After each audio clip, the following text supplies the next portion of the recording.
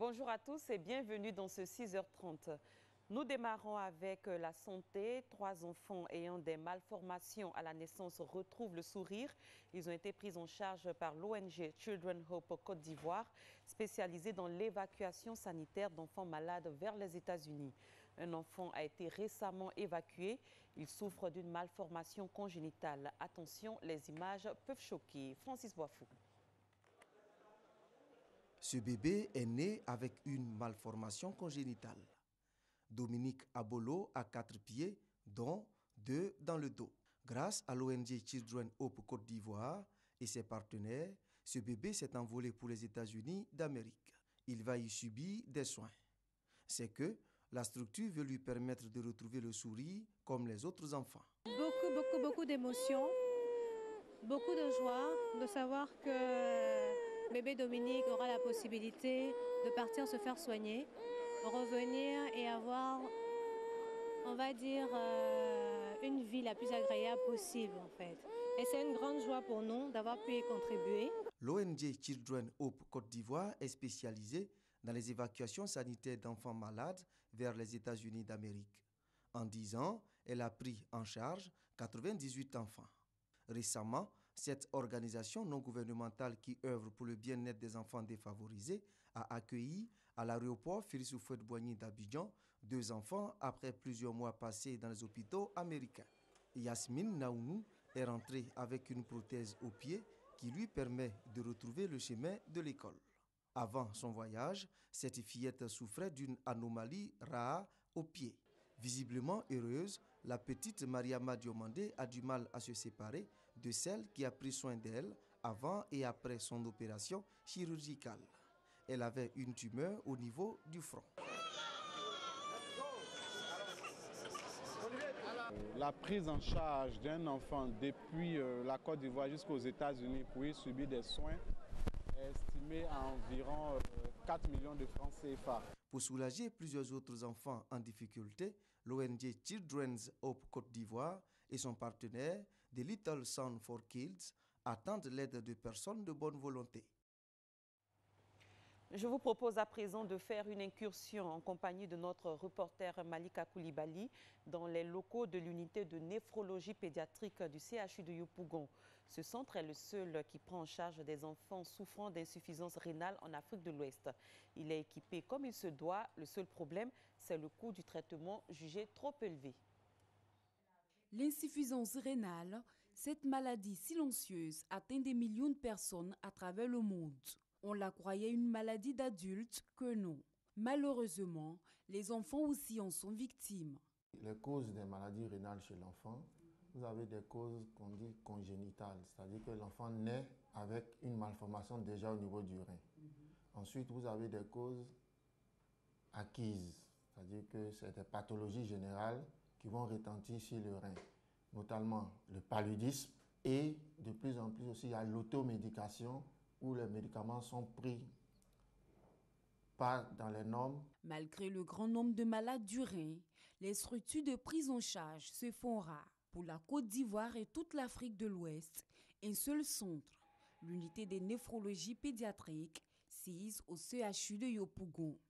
Pour dépister, pour voir si la personne a une insuffisance rénale ou pas, je vous dis en 1 heure du temps, on peut savoir si la personne a une insuffisance rénale ou pas, parce que c'est 2 paramètres spécifiques, qui est l'urée et la créatinine. Surtout la créatinine, qui nous permet de voir est-ce qu'un patient a une insuffisance rénale ou pas. Un enfant déclaré malade, comment se fait sa prise en charge? Alors, ça va dépendre de la cause. S'il s'agit d'une maladie acquise, c'est-à-dire que si c'est secondaire un paludisme, il faut traiter le paludisme et mettre un régime en place pour que l'enfant retrouve la fonction du rein. S'il s'agit d'une maladie qui est la plus fréquente chez nous, chez l'enfant, qu'on appelle le syndrome néphrotique, il y a une prise en charge qui est faite et qui dure, on peut partir minimum 6 mois, mais la pathologie peut être prise en charge jusqu'à 5 ans pour pouvoir avoir une guérison. Une prise en charge qui n'est toujours pas à la portée des parents. 100 000 francs la séance d'hémodialyse. Si aux autorités, vraiment, qu'ils soutiennent beaucoup les parents parce que Vraiment, ces maladies-là, si ton enfant a ça, tu dépenses beaucoup. Avec tous les efforts qui sont faits au niveau des adultes, il faut que ces efforts-là aussi réjaillissent au niveau des enfants pour que les enfants soient pris en charge par l'État quand ils doivent bénéficier d'une dialyse, pour que le coût soit moindre pour les parents. Et secondairement, toutes les bonnes volontés sont les bienvenues. Un appel qui, heureusement, est entendu par des bonnes volontés. Le cas du Chamsi, le club des hommes d'affaires musulmans de Côte d'Ivoire. Spectrophotomètre, urinogramme, automate d'hématologie. L'essentiel y est pour une prise en charge efficiente des petits patients. Mais à l'unité des néphrologies pédiatriques, le coût de la prise en charge reste encore élevé. Une angoisse continuelle pour les parents et pour les malades. À présent, parlons transport routier avec ce dossier centré sur les taxis connectés, véritable révolution dans le domaine du transport. Les sociétés de transport fonctionnent de plus en plus à l'aide de moyens technologiques tels que le GPS. De quoi s'agit-il? Comment opèrent ces sociétés? Qu'en pensent les populations? Astou Touré répond à toutes ces questions.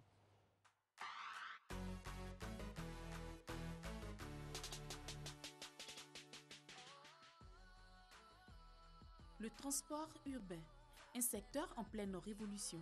Des taxis ordinaires, une nouvelle donne aujourd'hui. Les véhicules connectés, des start-up de plus en plus visibles à la réalité.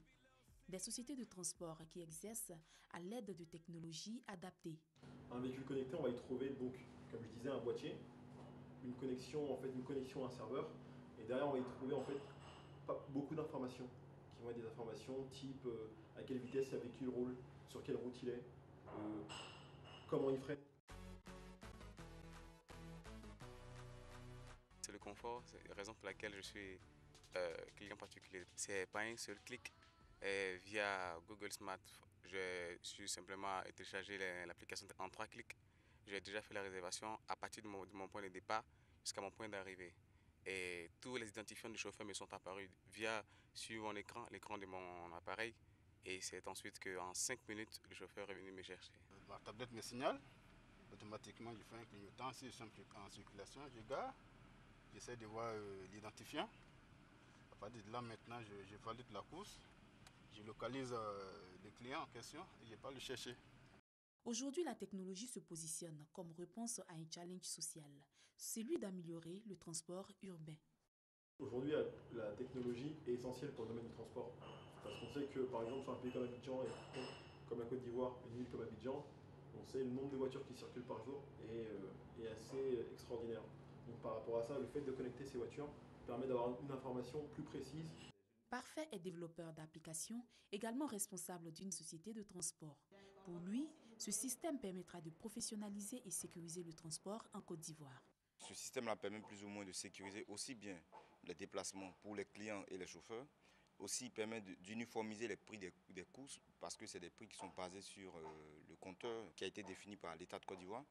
Et donc, c'est aussi bien avantageux pour le client que pour le chauffeur. Nous avons la photo du chauffeur, la photo du véhicule, le permis de conduire, la carte grise et l'assurance. Donc aujourd'hui, avec toutes ces données-là, il est clair que nous avons une traçabilité de l'individu.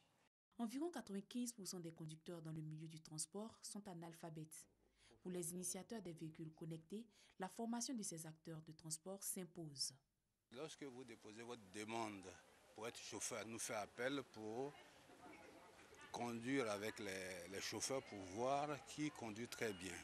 À partir de là, nous sélectionnons les chauffeurs qui sont très bien et nous les mettons à la disposition.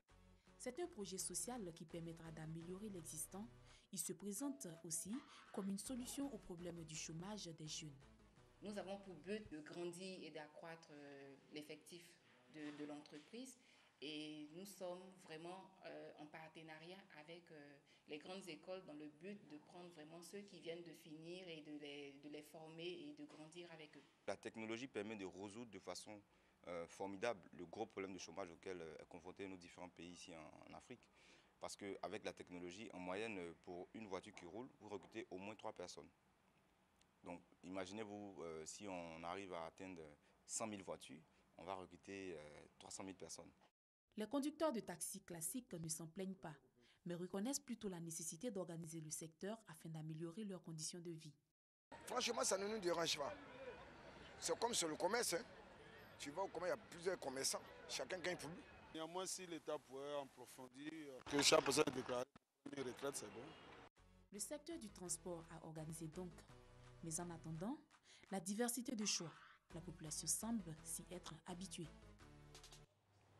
À l'étranger, le candidat socialiste du parti au pouvoir, Lénine Moreno, était en tête de l'élection présidentielle hier en Équateur, selon des sondages sortis des urnes qui lui donnent entre 36 et 43% des voix.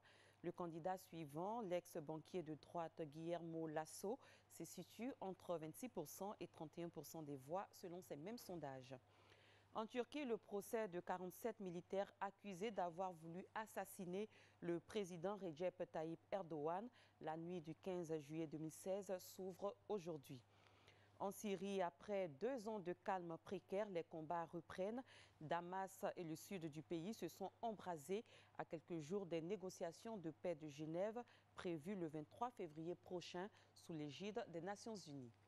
C'est la fin de ce 6h30. Merci de l'avoir suivi. Excellent début de journée à tous.